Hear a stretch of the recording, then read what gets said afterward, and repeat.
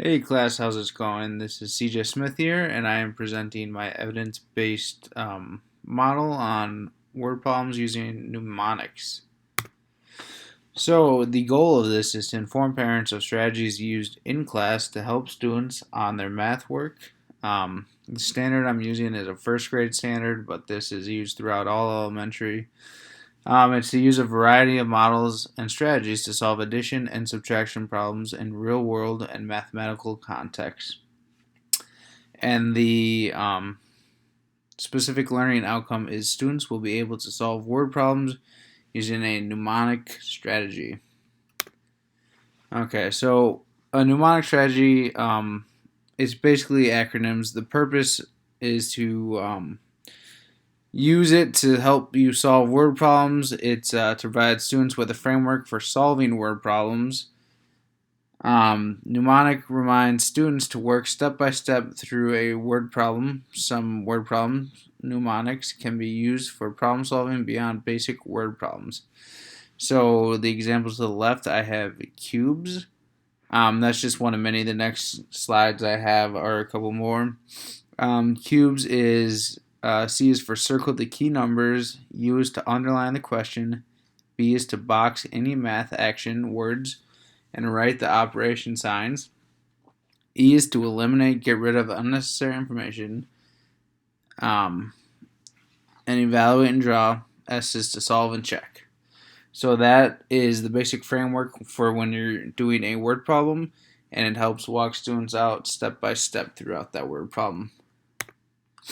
Here are a bunch more that I found online. I kind of went to the resources that we have had in text, and kind of went off the books and went on to Google for some other stuff. But these are all used throughout different elementary schools, and they're all pretty much the same mnemonic word problem help for that evidence-based research technique. So here is walking someone through it. It's the STAR strategy, which is one of the many strategies. So STAR strategy says to search the word problem, and then after that you do that, you're going to translate the problem, you're going to answer the problem, and you're going to review the solution. So when we search the word problem, Mary had some marbles. Her parents gave her 3 more marbles for her birthday. Then she had 12 marbles. How many marbles did Mary have before her birthday? So we're searching the word problem. So the person here underlined a whole bunch of stuff, important stuff, circled the word sum because that is what is a variable for us, and we're trying to figure that out. And next, we're going to translate the problem. So to translate the problem, you can do that numerous ways. Suggestion that mnemonic strategy says is to draw for the STAR strategy. So the subject on the right drew out a whole bunch of different stuff. They did a number bond, they did a bar, they did a number sentence, and then they finally got the answer.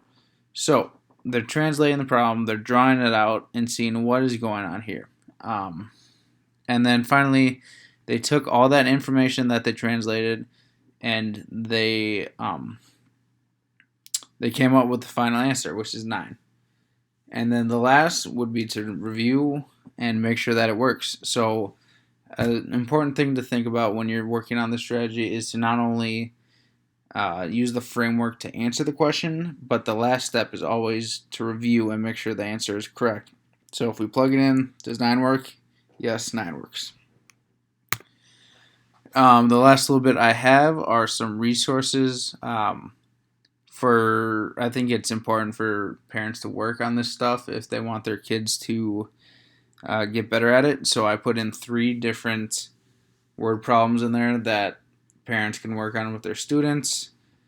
I found a template online that has a lot of good information. It's basically a basic template on the mnemonic word problem strategy, and then my email if there are any questions.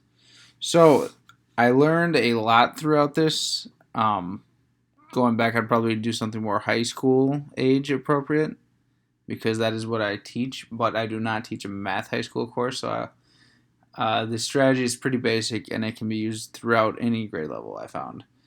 So I hope you enjoyed my presentation.